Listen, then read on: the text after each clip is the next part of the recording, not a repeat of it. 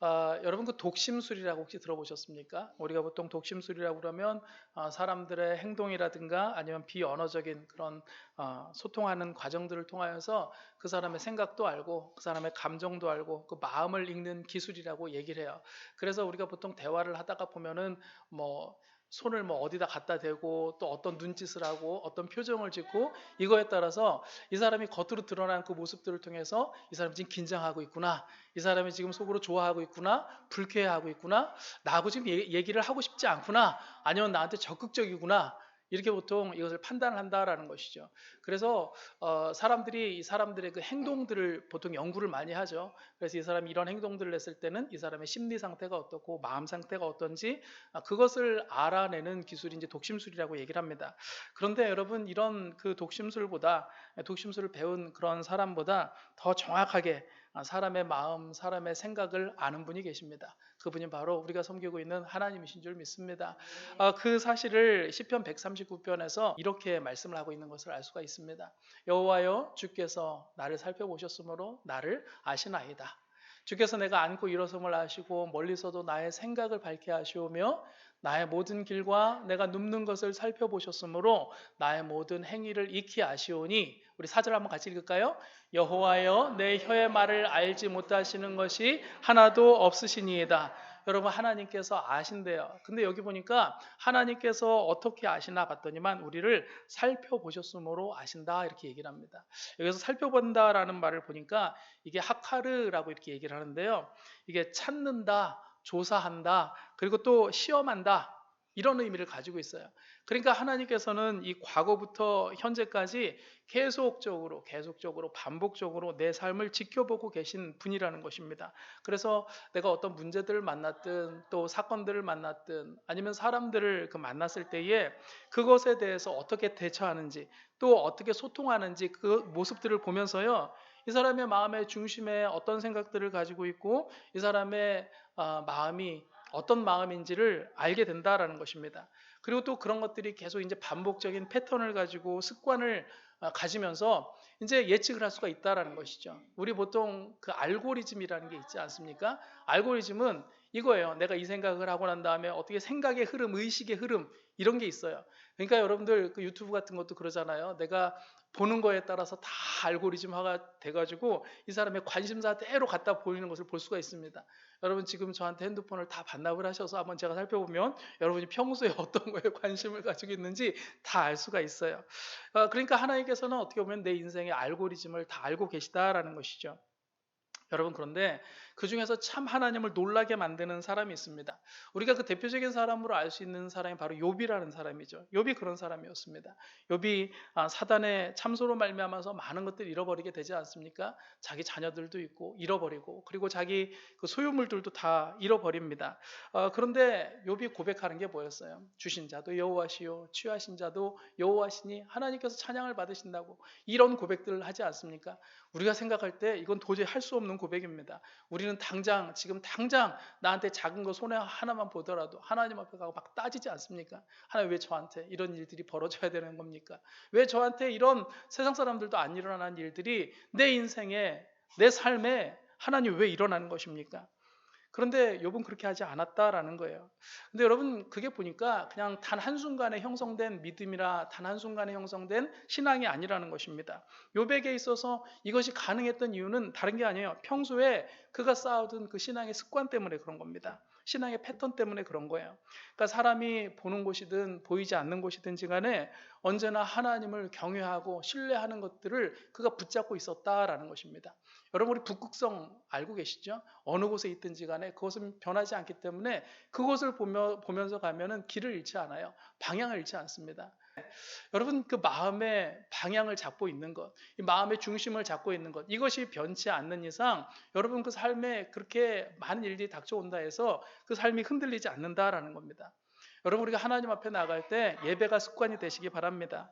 여러분, 하나님을 의지하는 것이 저와 여러분들의 습관이 되시기 바랍니다. 여러분, 오늘 본문에 보니까요, 예수님이 길을 가다가 그 한 맹인을 만나서 고쳐주는 것을 볼 수가 있습니다. 근데 이 맹인은 태어날 때부터 이 사람이 맹인이었어요.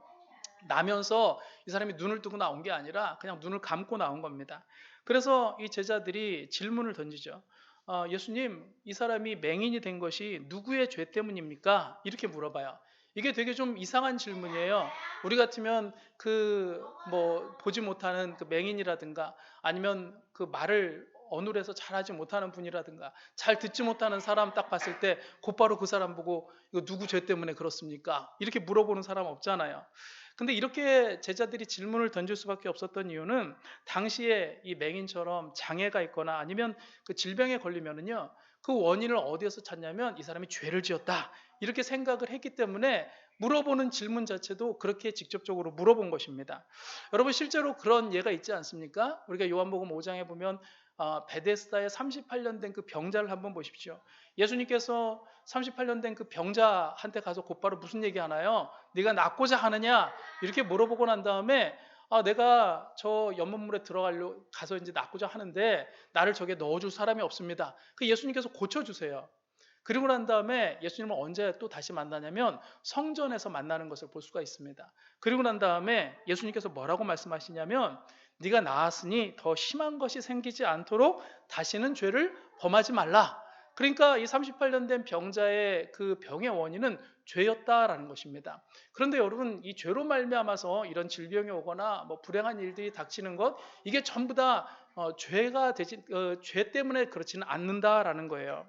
여러분, 오늘 그래서 이 본문의 맹인들을 발견한 그 제자도 사실은 그가 맹인된 이유를 예수님한테 물어보는 게 누구 죄 때문입니까? 이렇게 물어보는 게 사실은 그 당시로서는 되게 상식적인 것이고 당연한 것이었습니다. 부모의 죄 때문입니까? 아니면 자신의 죄 때문입니까? 근데 예수님께서 하신 그 대답은 그들의 질문과는 전혀 달랐죠.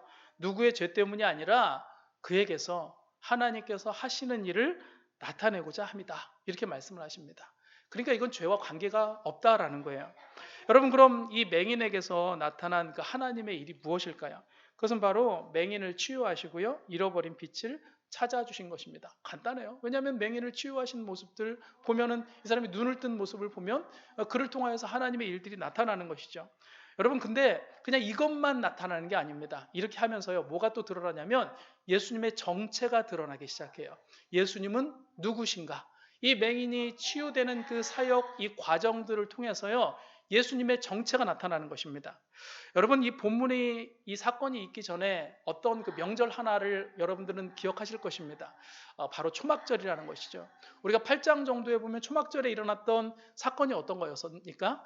그때 그 가늠한 여인을 사람들이 데리고 와서 정죄하려고 했을 때 예수님께서 그 앞을 막아서서 야, 누구든지 죄 없는 자가 이 여인한테 돌을 던져서 돌을 들어 쳐라 이렇게 얘기했지만 그때 아무도 그 여인한테 돌을 던지는 사람은 없었다라는 것입니다. 그리고 이 사건이 있고 난 다음에 예수님께서 이렇게 선포를 하세요. 예수께서 또 말씀하여 이르시되 나는 세상의 빛이니 나를 따르는 자는 어둠에 다니지 아니하고 생명의 빛을 얻으리라. 당시에 그 어둠 가운데에서 열심히 찾아다녔던 사람, 그 가늠한 여인, 이 사람을 찾아다녔던 사람들은 바리새인들이었습니다. 그런데 또 한편으로 예수님께서는 또 세상의 빛이다 이렇게 말씀을 하세요. 이 얘기는 뭐냐면 예수님께서 바로 세상의 빛, 어둠 속에 있는 사람들, 눈 뜨지 못하고 보지 못하는 사람들에게 빛이 되어준다라는 것입니다. 그리고 또 이 맹인을 고친 사건은요, 예수님께서 구약에 예언된 그 메시아라는 것을 한번 드러내 주는 것을 볼 수가 있어요. 우리가 이제 구약의 예언들을 보면은요, 메시아의 사역들이 나옵니다. 그런데 메시아의 사역 중에 한 가지가 맹인의 눈을 뜨게 하는 게 바로 메시아의 사역이라고 얘기를 해요. 그래서 그 세례 요한 같은 경우에 보면 헤롯한테 세례 요한이 잡히지 않습니까? 어디 그 부당한 그 부정한 일들, 그러니까 자기 형제 아내를 취한 것들에 대해서 이것을 죄를 지적하니까 나중에 이 헤롯이 그를 잡아다가 이제 가두게 되는 것을 볼 수가 있어요. 근데 이 세례 요한이 한 게 뭐예요? 예수님을 드러낸 거 아니겠어요? 예수님께서 메시아다 세례를 주면서 선포를 한 거 아니었습니까? 그러면 이제 그들 딴에는 메시아가 왔으니까 그 이방의 압제로부터 우리를 건져주고 정치적으로 해방시켜주고 잘 사는 나라도 만들어주고 모든 이방의 재물들을 다 이제 이스라엘로 갖고 오게 하는 아주 뭐 경제적인 번성 아니면 정치적인 번성, 눈에 그 괄목할 만한 그 현상들이 나타나야 되는데 예수님한테 그런 일들 자기가 하나님께서 정말 성령이 비둘기같이 딱 내려오는 모습들도 다 봤는데 눈에 뚜렷하게 보여지는 것들이 나타나지 않는 겁니다. 그래서 제자들을 보낸 거예요. 그 자기 자신의 제자들을 보내서 이렇게 물어보죠. 당신이 정말 보낸 사람이 맞습니까? 아니면 우리가 다른 일을 기다려야 되겠습니까? 다른 메시아를 기다려야 되겠습니까? 그러니까 예수님께서 이 요한의 제자들에게 하신 대답이 이겁니다. 마태복음 11장 4절부터 6절에 보니까 이렇게 이야기를 해요. 예수께서 대답하여 이르시되 너희가 가서 듣고 보는 것을 요한에게 알리되 맹인이 보며 못 걷는 사람이 걸으며 나병 환자가 깨끗함을 받으며 못 듣는 자가 들으며 죽은 자가 살아나며 가난한 자에게 복음이 전파된다 하라. 누구든지 나로 말미암아 실족하지 아니하는 자는 복이 있도다 하시니라. 여기 지금 5절에 보니까 한 6가지 정도 메시아가 왔을 때 나타나는 그 6가지 정도의 그 표적들 있잖아요. 이게 어디에 예언된 거냐면 이사야 선지자가 예언한 것들입니다. 메시아가 왔을 때 이런 사역들을 행하게 될 것이다. 그러니까 어떻게 보면 현상적으로 봤을 때 예수님께서 지금 이 맹인의 눈을 뜨게 한 것은요, 메시아의 사역 중에 한 가지라는 것입니다. 그러니까 이걸 간접적으로 얘기를 하면 예수님께서 메시아라는 것을 얘기해 주고 있는 거예요. 근데 우리가 조금 더 주목해 볼 것은 뭐냐면 여기서 맹인이 눈을 뜬다? 이것은 단순히 그 사람의 육신의 시력만을 회복시켜 준 것이 아니라는 것입니다. 그냥 육신적으로만 치료한 게 아니었다라는 거예요. 이중적인 의미를 가지고 있는 겁니다. 이 사람의 육신적인 시력도 회복시켜 줄 뿐만 아니라 이 사람이 영적으로 예수님을 알게 만들어 주셨다라는 거예요. 영적인 눈도 뜨이게 만들어 줬다라는 겁니다. 여러분, 이 맹인은요, 그 눈이 열림으로 인해서 사실은 이제 새로운 인생의 전환점을 맞이하게 된 것이죠. 그동안 그 사람의 삶의 패턴이 어땠는지 한번 잘 생각을 해보십시오. 이 사람은 항상 어둠 속에 살고 있었어요. 일상의 그 루틴 자체가 아침에 일어나면은 사람들한테 가서 구걸하는 겁니다. 보이지도 않아요. 그러니까 빛 가운데서 사는 삶이 아니었다라는 거예요. 근데 눈을 뜨면서부터 이 사람의 삶의 행동 반경이 넓어져요. 거린의 삶을 청산할 수도 있었고요. 심지어 이제 자기가 뭔가 어떤 일들을 해서 충분히 노동을 해서 자기의 그 삶을 꾸려나갈 수 있는 그런 입장까지 된 것입니다. 여러분, 그리고 또 성전에 들어가서 예배도 드릴 수가 있게 된 거예요. 여러분, 마찬가지로요. 이 영안이 열린 사람은 이 세상에서 이면에서 활동하고 계시는, 그리고 또 이 땅을 다스리고 계시는 하나님의 섭리와 그 손길들을 깨닫게 된다라는 것입니다. 여러분, 한번 보세요. 우리의 이 삶을 책임져 주는 것이 누구인지, 내 인생을 책임져 주는 것이 누구인지, 사실 우리가 생각할 때 우리 힘으로 모든 것들을 다 하는 것 같지만 여러분, 그 이면에서 우리 삶을 다스리시고 주관하시고 섭리하신 하나님이 없으면요, 여러분 오늘 이 하루를 산다는 게 얼마나 위험한지 모릅니다. 한 치 앞도 모르고 사는 거예요. 막아주시니까 사는 겁니다. 여러분, 지켜주시고 보호해주시니까 사는 거예요. 근데 사람들이 참 어리석고 교만해서요, 자기 힘으로 다 사는 줄 알아요. 여러분, 그렇지만 정말 감사한 게 뭡니까? 하나님께서 우리로 하여금 주님을 알게 하시고 부르짖게 하시고 기도하게 하시고 고백하게 하시고 그분이 나의 아버지심을 날마다 고백해서 우리 마음에 이 안정감을 주시지 않습니까? 우리가 세상으로부터 얻는 안정감도 있지만 정작 중요한 것은요, 하나님께서 우리 영적인 안정감을 주는 것이 가장 최고의 안정감이라는 것입니다. 여러분, 그것을 경험하시기 바랍니다. 여러분, 이 영적인 눈은 언제 열립니까? 바로 예수님과 만날 때 열리는 것이죠. 예수님께 발견돼야 열리는 것입니다. 여러분, 이 맹인의 모습을 자세히 한번 좀 살펴보면요, 한번 보세요. 이 맹인이 예수님을 만나기 위해서 한 일이 없어요. 우리가 잘 알고 있는 것처럼 그 마태복음이나 이런 데 보면 맹인들도 많이 나오지 않습니까? 특히 이제 거지 바디메오 같은 경우에 여러분들 기억하고 계시잖아요. 예수님께서 이 바디메오를 지나갈 때 바디메오는요, 최소한의 예수님에 대한 정보가 있었습니다. 어떤 정보가 있었죠? 예수님께서 다니시면서 기적들을 행하시고 이분이 바로 메시아이고 다윗의 자손이다, 이런 정보가 있었기 때문에 이 바디메오는 예수님께서 지나간다는 소식을 듣자마자 그때부터 외치기 시작해요. 다윗의 자손이여 나를 불쌍히 여기소서, 다윗의 자손이여 나를 불쌍히 여기소서. 이 사람이 눈은 보이지 않지만 성량은 쩌렁쩌렁했던 것 같아요. 왜냐하면 그런 것도 있지 않겠습니까? 일단은 구걸하면서 살아야 되잖아요. 그러니까 이 목소리만큼은 쩌렁쩌렁했던 것 같습니다. 그 소리가 예수님한테 들렸어요. 특히 이 바디메오가 예수님을 부를 때 다윗의 자손이여 다윗의 자손이여 이렇게 부르는 것을 볼 수가 있습니다. 이거는요, 들었다라는 거예요. 정보가 있다라는 것입니다. 그런데 오늘 보니까 이 맹인은요, 자기가 고침받기 위해 한 일이 하나도 없어요. 그냥 예수님께서 길 가시다가 이 사람을 만나고 제자들과 대화하는 중에 갑자기 땅에다가 침 뱉어가지고 진흙 가지고 눈에다 딱 바르고 너 실로암 가서 씻어라, 이 얘기한 것밖에 없어요. 여기서 무슨 일을 했어요? 맹인은 아무것도 한 게 없습니다. 자, 그런데 이 사람이, 그러면은 이 얘기는 뭐냐면 이 사람한테는 그냥 예수님 앞에 발견된 것이 은혜인 거예요. 발견된 게 은혜인 겁니다. 여러분 그렇지 않아요? 누군가 나를 발견했다라는 것. 여러분 사도 바울도 그렇게 고백을 합니다. 내가 다른 것보다 예수 안에서 발견된 사람. 그렇죠? 근데 예배자가 누굽니까? 하나님 앞에 발견된 사람이에요. 그리고 하나님께 부르심을 받은 사람입니다. 여러분 우리 처음에 예배 시작할 때 제가 그래서 이걸 귀하게 여기는 이유가 뭐냐면 하나님께서 여러분을 부르셨습니다. 예배자로 부르셨습니다. 이 예배자의 부름이 정말 중요한 겁니다. 그건 하나님께서 저와 여러분들 발견하시고 끊임없이 우리 마음 가운데 그 부르심의 소리들을 들려주셨기 때문에 나온 거예요. 여러분의 의지로 나온 게 아닙니다. 우리의 힘으로 나온 게 아니에요. 주님이 먼저 발견하시고 찾아내시고 끌어내시고 이끌어내신 거예요. 여러분 그게 은혜라는 것입니다.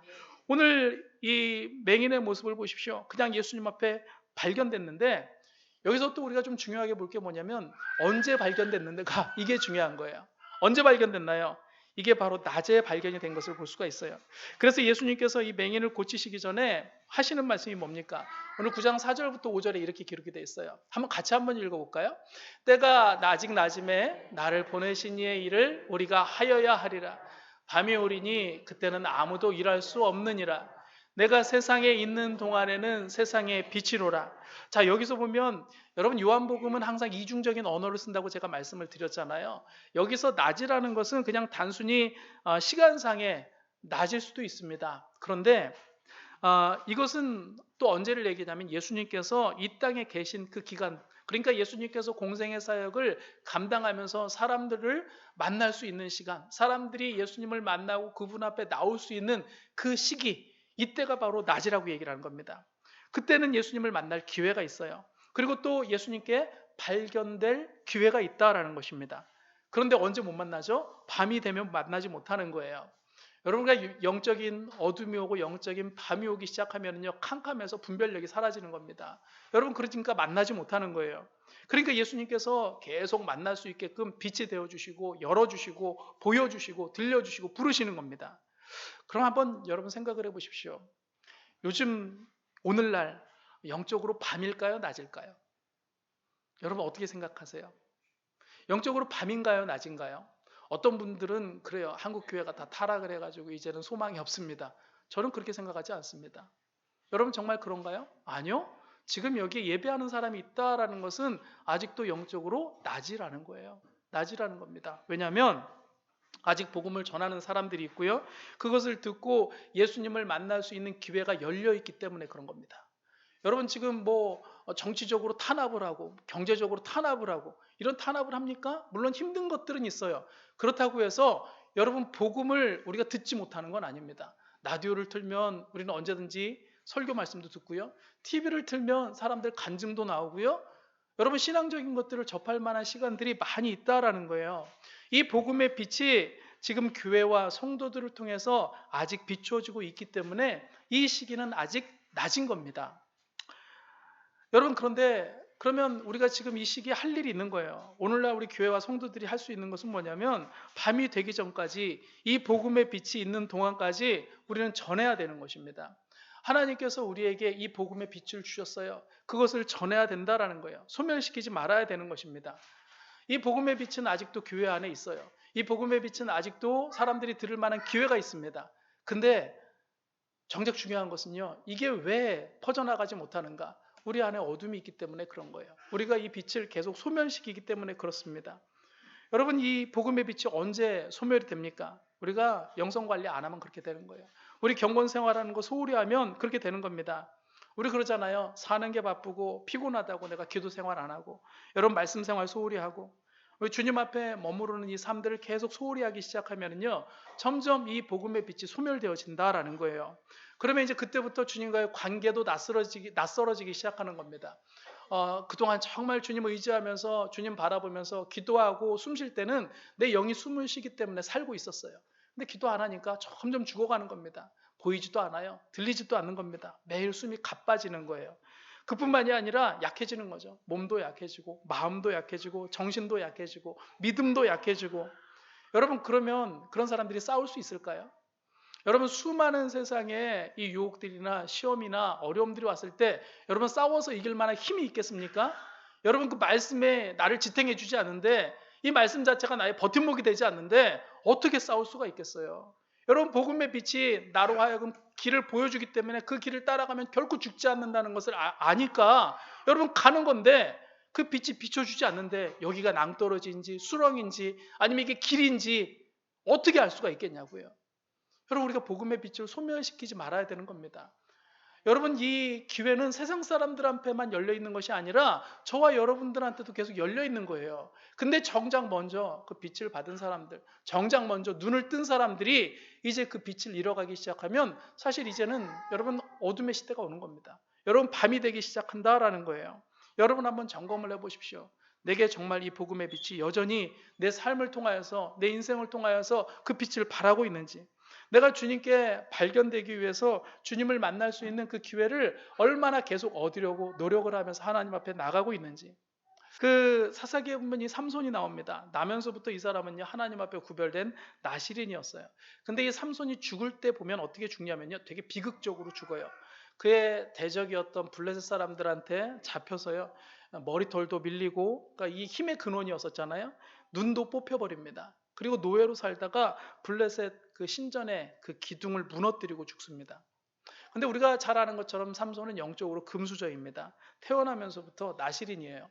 여러분, 그 성경에 보면 하나님께서 수태고지하는 사람들, 그러니까 이 사람이 이렇게 태어날 거다, 이렇게 고지를 받은 사람들이 많지 않아요.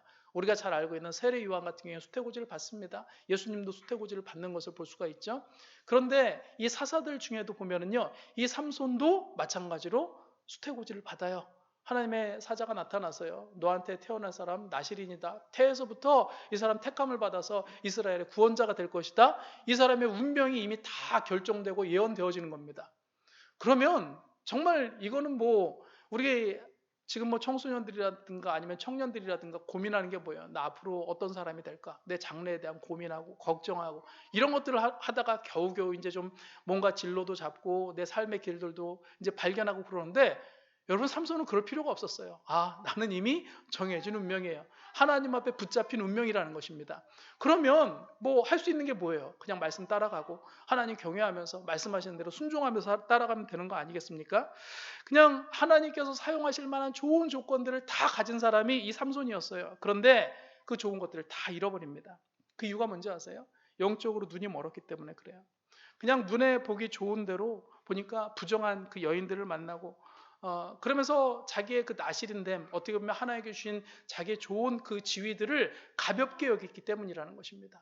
이 영적인 좋은 하나님께서 허락하신 좋은 영적인 그 환경들을 본인 스스로가 저버렸기 때문이라는 거예요. 그러니까 이 삼손이 우리가 알기로는 뭐 들릴라라는 여자만 딱 만나서 이 사람한테만 간 것 같지만 그렇지 않아요. 여기 사사기를 잘 읽어보시면요, 삼손이 3명의 여자들을 만납니다. 딥나의 여인을 만나요. 그리고 또 어떤 사람을 만나냐면 가사라는 그 지방에 매춘녀를 만납니다. 거기 성경에는 기생이라고 나와 있는데 이거를 원어에서 보면 이게 창녀예요. 창녀. 매춘녀를 만난 거예요. 그리고 나중에 소래골짜기에 들릴라라는 사람을 만나고 결국에는 이 들릴라 때문에 블레셋 사람들한테 잡히고 굴욕을 당하다가 죽게 되는 거예요. 근데 사실 이 삼손의 모습을 보면 당시 이스라엘의 모습을 얘기해 주는 겁니다. 이스라엘이 출애굽했을 때 하나님의 그 약속을 받은 민족으로서, 그러니까 하나님의 그 백성으로서 잘 세워지잖아요. 그런데 나중에 가나안 땅에 들어오면서부터 어떤 일들이 벌어집니까? 범죄하고. 그래서 하나님께 주셨던 그 약속들을 다 잃어버리잖아요. 그 존귀함들을 다 잃어버리지 않습니까? 그게 바로 삼손을 통해서 얘기를 해주는 거예요. 여러분, 삼손이 영적으로 어두워진 이유는 다른 게 아닙니다. 이 사람도 마찬가지로 자기 영적인 신분, 자기 영적인 그 지위를 가볍게 여긴 거예요. 그 가치를 가볍게 여긴 것입니다. 그러니까 하나님께서 삼손에게 구원자로 주신, 구원자가 되기 위해서, 구원자로 사용하시기 위해서 주신 힘이 있었는데 이게 그렇게 사용된 게 아니라 자기 자신의 그 정욕을 채우기 위해서 사용되었다라는 거예요. 이 얘기는 뭐냐면 하나님을 경외하는 마음이 없는 겁니다. 근데 나중에 이게 언제 회복이 되는지 아세요? 지금 저 그림처럼 삼손이 블레셋, 사람들한테 잡혀가 가지고요. 머리털이 이제 조금씩 자라기 시작하면서 노예로 살다가 그 신전에 기둥 딱 붙잡고 하나님 앞에 한번 기도하잖아요. 하나님 나한테 마지막 이 힘을 주셔서 이 블레셋 사람들과 함께 죽게 해주십시오. 그러니까 그때 이 기둥을 딱 무너뜨리면서 그 신전 안에 있었던 사람들, 삼손이 살았을 때보다 오히려 죽었을 때 이 한순간에 죽인 사람들이 더 많다라는 거예요. 그러면 참 너무 안타깝지 않습니까? 여러분, 하나님께서 저와 여러분들에게 주신 좋은 영적인 환경들이 있어요. 좋은 믿음의 사람들을 만나게도 해주시고요. 그리고 또 여러분, 좋은 그 믿음의 환경들을 우리에게 주시는데 가끔 보면 우리가 그것을 귀하게 여기지 않으면 누리지 못하는 겁니다. 여러분, 우리에게 얼마나 좋은 시간들을 주십니까? 얼마나 좋은 장소들을 주세요? 여러분, 얼마나 좋은 사람들을 많이 만나게 해주십니까? 근데 내가 그렇게 주셨어도요, 선택하지 않고 그것을 내가 잘 사용하지 않으면 아무런 유익이 없다라는 거예요.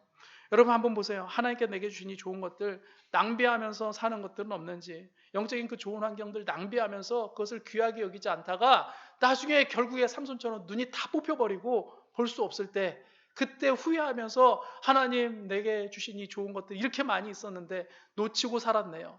여러분, 후회하지 않는 인생 되시기 바랍니다. 여러분이 삼손뿐만이 아니었잖아요. 사사시대 때 우리가 잘 알고 있는 이 엘리 제사장. 여러분, 이 사람은요, 영적으로 무디고 분별력이 없는 사람이었습니다. 그의 어떤 영적인 상태들, 우리가 이 엘리 제사장 그러면 사무엘의 엄마였던 한나가 와서 기도할 때 한나의 입을 보면서 너 술 끊어라 그러면서 아닙니다, 제가 너무 괴로워서 지금 하나님 앞에 기도하는 것 뿐입니다. 그러면서 엘리 제사장이 축복해줘요. 네가 자녀 얻을 것이다. 그러면서 정말 제사장이 얘기한 대로요, 한나가 나중에 그 사무엘을 잉태하는 그런 일들이 있게 되잖아요. 그런데 여러분이 엘리 제사장을 보면은요, 이 사람은 사실 제사장이기 때문에 하나님께서 그걸 들어주셨는지는 모르겠지만 그의 실상, 영적인 면에 봤을 때는 되게 무딘 사람이었습니다. 분별력이 없는 사람이었어요. 그래서 이 엘리 제사장을 묘사할 때는 어떤 얘기가 많이 나오냐면 이 영적인 상태를 그의 신체로, 그 신체의 어떤 그 상태를 통해서 묘사해 주는 것을 볼 수가 있어요. 우리가 사무엘상 2장 22절에 보면 엘리가 매우 늙었다 이렇게 얘기를 합니다. 근데 매우 늙었다고 한 다음에 그 다음에 나오는 이야기가 어떤 이야기 나오는지 아세요? 그 엘리의 아들들 홈리와 비느하스 얘기가 나옵니다. 홈리와 비느하스가 그 회막문에서 수종드는 여인들과 서로 가늠한 얘기가 나와서 나중에 엘리가 그 두 아들들을 불러다가 권면을 해요. 야, 너희들한테 들리는 소리가 좋지 못하다.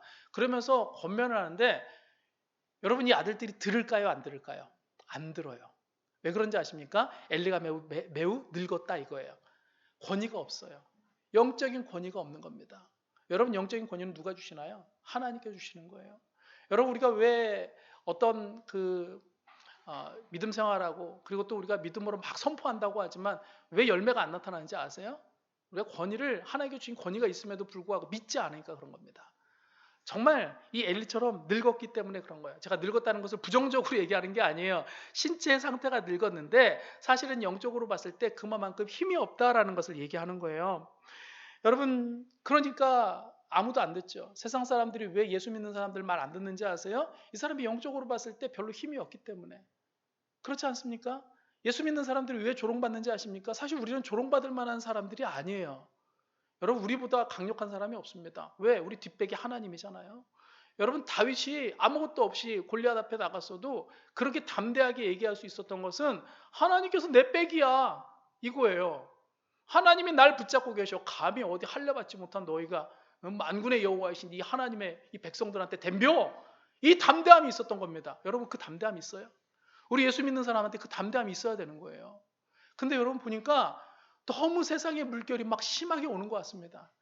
경제적으로 지치고 내 마음이 지치고 몸이 지치기 시작하다 보니까 우리에게 있는 이 권세, 하나님께서 나에게 주신 이 권위, 이것까지 다 그냥 쓱쓱 나도 모르게 그냥 다 쓸어버리는 것 같아요. 여러분, 그렇지 않습니다. 예수 믿는 사람한테는 힘이 있어요. 여러분, 기도의 힘이 있고요, 말씀의 힘이 있는 겁니다. 성령의 힘이 있는 거예요. 이거 붙잡아야 되는 겁니다. 심지어 이 엘리 제사장은 어떻게 표현합니까? 우리가 사무엘상 3장 2절을 보니까 점점 눈이 어두워서 보지 못했다 이렇게 얘기를 합니다. 그러니까 이 제사장의 직분 자체가 불능했어요. 할 수가 없었습니다. 제사장이 하는 일 중에 한 가지가 뭐였냐면 저녁부터 아침까지 성소에 있는 그 금촛대의 불을 거기에 이제 점검을 하는 겁니다. 여기에 이제 감람류를 해가지고 불이 꺼지지 않게끔 지키는 거예요. 그런데 엘리가 이 일을 하지 못합니다. 그럼 이제 그 일을 누가 해야 되는 거죠? 엘리의 두 아들들이 해야 되는 거예요. 홈리와 비느하스가. 근데 여러분 사무엘기 읽어보면 그 홈리와 비느하스가 거기 들어가서 그 일을 했다는 얘기가 나오질 않아요. 누가 하죠? 사무엘이 해요. 그래서 엘리는 눈이 어두워서 자기 처소에 가서 잠을 자고요. 그 어린 사무엘은 어디에서 잠을 자나요? 하나님의 그 성소에서 그곳을 지키고 있는 겁니다. 여러분, 그러니까 하나님께서 누구한테 말씀하시겠어요? 사무엘한테 말씀하시는 거예요. 처음에 사무엘이 듣지 못합니다. 그래서 자꾸 엘리 제사장 찾아가요. 그러니까 나중에 엘리 제사장이 사무엘한테 하나님께서 얘한테 지금 말씀하고 계시구나. 그래서 가르쳐줘요. 야, 그런 소리가 들려오면 하나님, 제가 여기 있습니다. 말씀하십시오. 가르쳐줍니다. 자, 그럼 엘리 제사장은요, 하나님의 음성을 듣는 법을 아는 사람인가요? 모르는 사람인가요? 아는 사람이에요. 근데 중요한 건 하나님은 그 사람한테 말씀하지 않는다는 겁니다. 이게 중요한 거예요. 사무엘은 듣는 법을 몰랐어요. 근데 하나님은 말씀하세요. 얼마나 답답했을까? 제사장이 엘리 제사장도 있고 그 아들들도 있는데 정작 그들에게 얘기하는데 듣질 않아요. 듣는 법은 아는데 하나님 앞에 관심이 없습니다. 근데 누구한테 말씀하시죠? 사무엘한테 말씀하는 거예요. 말씀할 사람을 찾은 거예요. 하나님께서 숨쉴 만한 통로를 찾은 겁니다. 여러분, 오늘날 누구에게 말씀하시죠? 예수 믿는 사람들한테 말씀하시는 거예요. 여러분, 우리한테 말씀하시면서 하나님이 시원해지는 겁니다. 야, 내 마음이 이래. 내가 가지고 있는 생각이 이래. 근데 중요한 건 이 세상 사람들은 그렇다 치고 예수 믿는 사람들이 하나님 앞에 관심이 없어요. 관심이 없어요. 그래서 여러분, 하나님께서요, 많이 배운 사람한테 말하는 게 아니에요. 많이 가진 사람한테 얘기하는 게 아닙니다. 하나님 앞에 관심 있는 사람, 하나님을 경외하는 사람, 하나님, 내가 하나님께서 말씀하실 때 듣겠습니다, 이 마음에 결정을 하는 사람, 그 사람한테 하나님께서 말씀을 하시는 겁니다. 여러분, 하나님께서 말씀하시는 인생 되시기 바랍니다. 여러분, 이 엘리가 죽기 전에, 그러니까 이 분별력을 다 잃어버리기 시작하니까 그 실수한 것 중에 한 가지가 뭐였습니까? 주변에 그 블레셋 사람들이 침략을 하니까, 나중에 침략해서 패배하니까 이스라엘 백성들이 우리 법궤 가지고 나가면 우리 승리할 수 있다. 우리 여호수아 때 알잖아요. 법궤를 앞세워가지고 싸우니까 승리했는데 이 법궤 자체가 하나의 우상이 되어버린 거예요, 이제는. 그래서 거기에 어떤 하나님이 임재하신다는 것은 알았는데 하나님이 목적이 되지 않고 하나님이 수단이 된 겁니다. 하나님이 수단이 되고 있어요. 하나님이 수단이. 자기 유익을 위한 수단이 되고 있어요. 그냥 하나님을 믿는 이유는 뭐냐면 내가 잘 살기 위해서, 내가 행복하기 위해서, 내가 조금 다른 사람보다 편안하기 위해서. 하나님은 그렇게 이용을 하는 거지. 이게 하나님 사용법이 된 거예요. 여러분, 하나님 그렇게 취급받아야 되겠습니까? 우리한테 하나님이 그렇게 취급받아야 되나요? 정말 그거는 너무 정말 우리 마음이 힘든 거잖아요.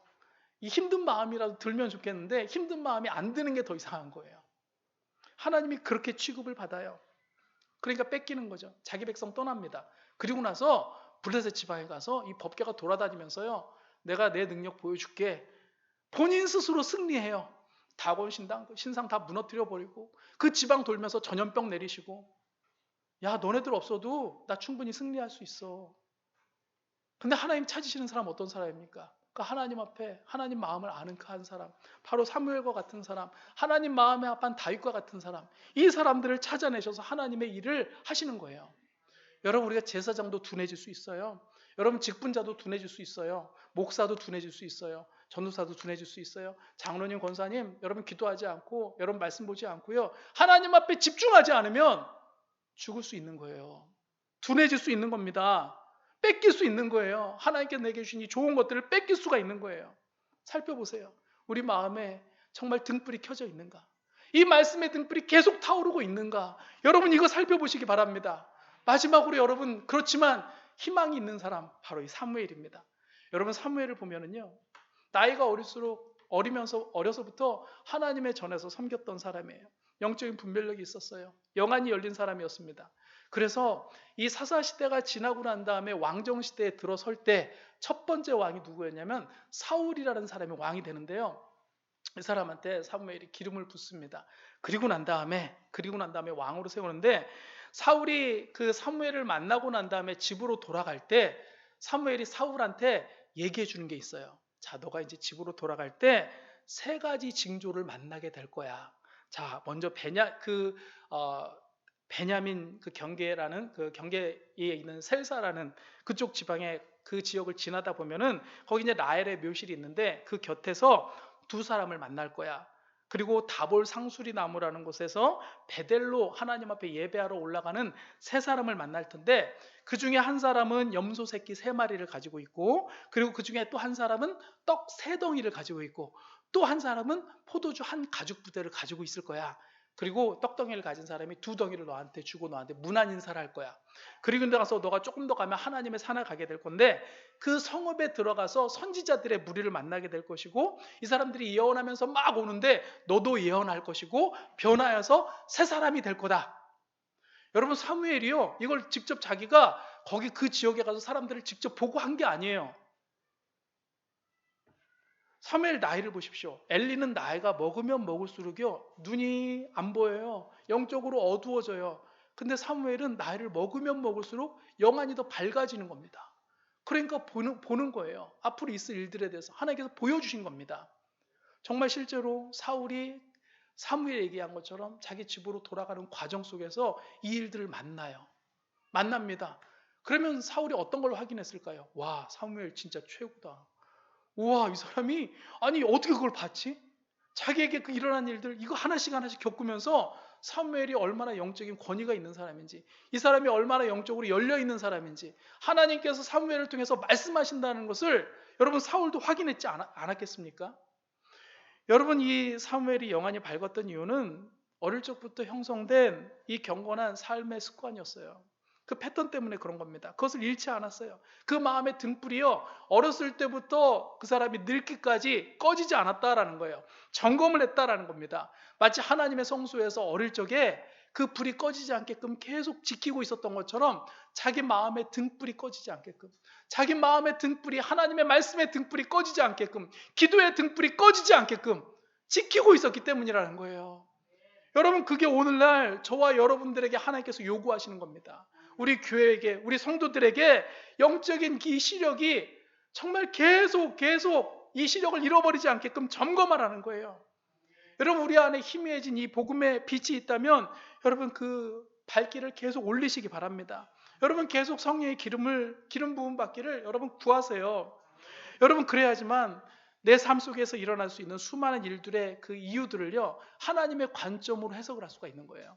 그냥 눈에 보여지는 그 현상들 때문에 내가 걱정하고 염려하는 것이 아니라 그 이면에서 하나님께서 이것을 통해서 나에게 무엇을 말씀하시는지, 하나님께서 이 이면에서 어떻게 활동하고 계시는지 이것을 볼 수 있는 능력, 이것을 해석할 수 있는 능력, 여러분 이게 영안이 열린 사람의 모습이라는 거예요. 그러니까 여러분, 세상 사람이 소란스럽게 생각하고 눈에 보여지는 것 때문에 흔들리는데 예수 믿는 사람들이 흔들리지 않는 이유가 뭔지 아십니까? 아니까 그래요. 이것을 주관하시고 다스리시고 섭리하시는 분이 우리 하나님이시라는 것을 알기 때문에, 그러니까 흔들리지 않는 겁니다. 여러분, 그래서 우리가 빛 대신 주님 앞에 나가는 거예요. 주님 앞에 날마다 발견되기를 힘써야 된다라는 거예요. 맹인이 한 게 아무것도 없어요.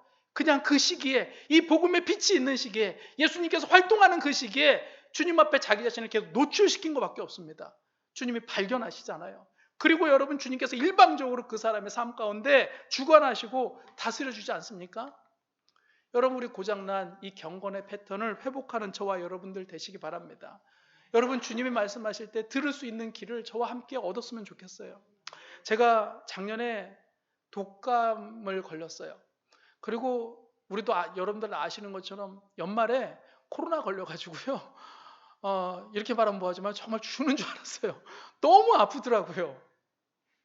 근데 여러분, 그러면 제가 이제 그때 그랬죠. 아니, 하나님, 연말에 지금 이제 총구영신 예배도 있고 그 이제 마지막 주일 예배도 이제 드려야 되는데 우리 감목사님이 정말 수고를 많이 주셔서 너무 감사한데 아무것도 못했잖아요. 제가 실망이 되더라고요. 내가 성도들한테 응? 정말 건강관리 잘하고 우리 예배 잘 되고 이렇게 얘기했는데 저한테 스스로 해도 실망이 되고요. 좀 마음이 너무 어려웠어요. 하나님, 이게 뭡니까? 근데 하나님께서 그런 마음을 주시더라고요. 야, 경태가, 너 조금만 더 겸손하면 돼. 힘 빼. 네 생명의 주인이 네가 아니야. 너 언제 내가 데려가면 그냥 너는 그냥 가는 거야. 네 마음 가운데 참 많은 일로 분주한데 그 분주함 버리라는 거예요. 그리고 내가 너한테 처음 줬던 그 마음 기억하라고 말씀하시더라고요. 목회는 내가 하는 게 아니라 주님이 하시는 거래요. 그냥 너는 네가 할 일은 묻고 순종하는 것밖에 없다라는 거예요. 제가 그 얘기를 듣는데 마음의 위로가 되는 거예요. 사실 코로나, 독감 이것 때문에 대가 지불은 좀 컸어요. 근데 오히려 그것이 감사가 되더라고요. 만약에 그때 잠깐 멈추지 않았다면. 만약에 그때 하나님께서 나한테 그런 시간들을 주시지 않았다면 난 어땠을까? 나는 지금도 아마 분주했겠죠. 아마 1월 달 딱 시작되면서부터 여러분 우리 또 막 일합시다, 막 기도합시다, 막 여러분한테 막 얘기했을 거예요.